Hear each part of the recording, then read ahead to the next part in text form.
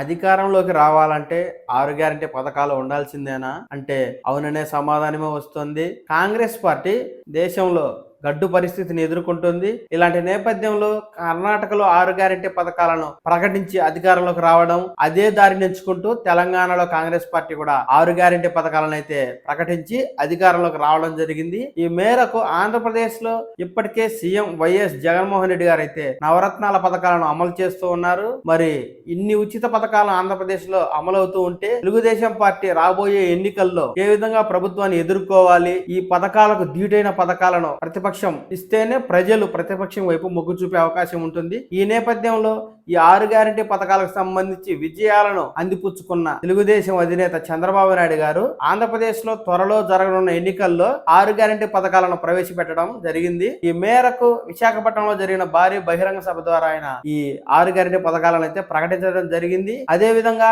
రాష్ట్ర వ్యాప్తంగా జరుగుతున్న కదలిరా బహిరంగ సభల ద్వారా అయితే ఈ 6 గ్యారంటీ పథకాలకు సంబంధించి సమాచారాన్ని ఆయన విస్తృతంగా ప్రజల్లోకి తీసుకెళ్తూ ఉన్నారు. మనం ఈ రోజు ఈ వీడియోలో తెలుగుదేశం మేనిఫెస్టో 6 గ్యారంటీ పథకాలకు సంబంధించి బాబు షూరిటీ భవిష్యత్తు గ్యారంటీ పూర్తి సమాచారాన్ని అయితే తెలుసుకుందాము. ఫ్రెండ్స్, నా పేరు Pavan Kumar. Welcome to Pavan talks Telugu channel. Andhra Pradesh కావచ్చు, తెలంగాణ కావచ్చు, ప్రభుత్వ పథకాలకు సంబంధించి ఎప్పటికప్పుడు తాజా సమాచారాన్ని అయితే నేను మీకు తెలియజేస్తూ ఉంటాను. అలాగే కేంద్ర ప్రభుత్వం, రాష్ట్ర ప్రభుత్వాలు ఇచ్చే ఉద్యోగ నోటిఫికేషన్ల సమాచారాన్ని కూడా నేను మీకు ఎప్పటికప్పుడు తాజాగా అందిస్తూ ఉంటాను. ఖచ్చితంగా ఏదైనా వార్త ఉంటేనే వీడియో చేస్తాను. దానికి సంబంధించి ఆధారాలను కూడా నేను వీడియోలో మీకు చూపించడం జరుగుతుంది. కనుక మీకు కనుక ఈ సమాచారం కావాలనుకుంటే ఈ ఛానల్ ని సబ్స్క్రైబ్ చేసుకోండి, లైక్ చేయండి, షేర్ చేయండి. ఇక వివరాల్లోకి వెళ్తే తెలుగుదేశం పార్టీ 6 గ్యారంటీ పథకాలను అయితే ప్రకటించింది.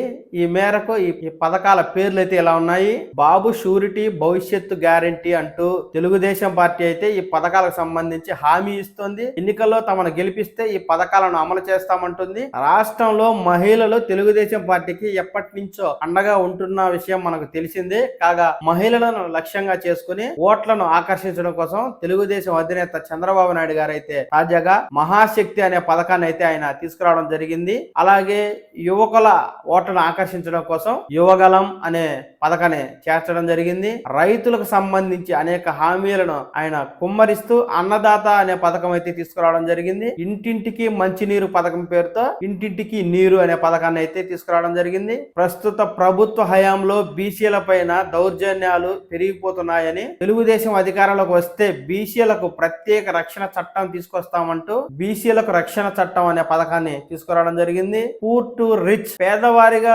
ఉన్న వారిని 5 ఏళ్లలో ఆర్థికంగా పైకి తీసుకొస్తామని, ఉన్నతంగా తీర్చిదిద్దుతామంటూ పూర్ టు రిచ్ అనే పథకాన్ని అయితే తీసుకురావడం జరిగింది. ఈ 6 గ్యారంటీ పథకాలకు సంబంధించి పూర్తి సమాచారం ఇప్పుడు పథకాల వారీగా మనం తెలుసుకుందాము. ముందుగా మహిళలకు ఉద్దేశించిన పథకం మహాశక్తి పథకం. ఈ పథకంలో 18 సంవత్సరాలు నిండిన మహిళలు ఎవరైతే ఉంటారో అలాంటి వారికి ఆడబిడ్డ నిధి పేరుతో ప్రతి నెల ఇంట్లో ఎంతమంది ఆడవారు ఉంటే అంతమందికి 1500 రూపాయలు ఆర్థిక సహాయం చేస్తామని చెప్పి చంద్రబాబు నాయుడు గారు అయితే తెలియజేస్తున్నారు. ఈ మహాశక్తి పథకంలోనే మరో పథకం తల్లికి వందనం. కుటుంబంలో ఎంతమంది పిల్లలైతే చదువుకుంటూ ఉన్నారో అలాంటి వారందరికీ సంవత్సరానికి 15,000 రూపాయలు తల్లికి వందనం పేరుతో ఇస్తామని, కుటుంబంలో ఎంతమంది ఉంటే అంతమందికి ఈ పథకాన్ని వర్తింపజేస్తామని చంద్రబాబు నాయుడు గారు అయితే చెప్తున్నారు. ఈ మహాశక్తి పథకం కింద మరో 3వ పథకం ఇది దీపం పథకం. ప్రతి కుటుంబానికి సంవత్సరానికి 3 గ్యాస్ సిలిండర్లు ఉచితంగా ఇస్తామని తెలియజేస్తూ ఉన్నారు. ఈ మహాశక్తి పథకంలో 4వ పథకం ఉచిత బస్సు పథకం. రాష్ట్రంలో ఉన్న మహిళలకు ఏపీఎస్ఆర్టీసీ బస్సుల్లో ఉచిత ప్రయాణాన్ని కల్పిస్తామని చెప్పి అయితే తెలుగుదేశం పార్టీ తన మేనిఫెస్టోలో పెట్టడం జరిగింది. ఈ మేరకు ఈ పథకం కర్ణాటకలోను ఇటు తెలంగాణలోను విజయవంతంగా అమలవుతుంది. మహిళల్లో అయితే ప్రభుత్వాలకు మంచి పేరే తీసుకొస్తుంది. ఇదే పథకాన్ని ఆంధ్రప్రదేశ్ లో అమలు చేస్తామని చెప్పి తెలుగుదేశం అధినేత చంద్రబాబు నాయుడు గారు అయితే మేనిఫెస్టోలో పెట్టడం జరిగింది. మహాశక్తి పథకానికి సంబంధించి ఈ 4 పథకాలు అయితే ఇవి. మరో పథకం ఈ 6 గ్యారంటీ పథకాల్లో 2వ పథకం ఇంటింటికి మంచినీరు. గ్రామాల్లో కావచ్చు, మున్సిపాలిటీలో కావచ్చు, కార్పొరేషన్ లో కావచ్చు, ప్రతి ఇంటికి మంచినీటి కుళాయి కనెక్షన్ ఇస్తామని, దాని ద్వారా మంచినీటిని ప్రతిరోజు సరఫరా చేస్తామని చెప్పి తెలుగుదేశం పార్టీ తన మేనిఫెస్టోలో ఇంటింటికి మంచినీరు అనే పథకాన్ని అయితే ప్రవేశపెట్టింది. ఈ 6 గ్యారంటీ పథకాల్లో 3వ పథకమే పూర్ టు రిచ్. రాష్ట్రంలో ఉన్న పేదవారిని సంపన్నులుగా తీర్చిదిద్దే పథకమే పూర్ టు రిచ్ పథకం.